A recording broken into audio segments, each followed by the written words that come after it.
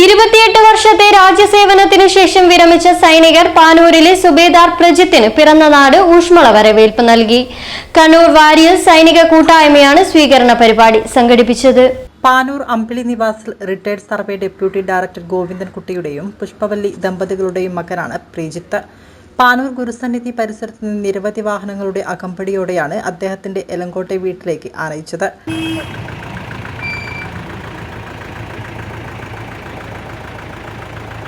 Shaurya Chakra P V മനേഷിന്റെ അധ്യക്ഷതയിൽ വീട്ടിൽ നടന്ന ചടങ്ങിൽ പാനൂർ നഗരസഭാ കൗൺസിലർമാരായ P K Ibrahim Haji, M Ratnakaran, മുൻ panchayat president T T Rajan master, മുൻ panchayat member K Kumaran, N K Nanu master, Sreedharan, Balan, E Babu master, P P Aboobacker, P Padmanabhan, P K Nanu, Sreelal എന്നിവർ ആശംസ അർപ്പിച്ച് സംസാരിച്ചു.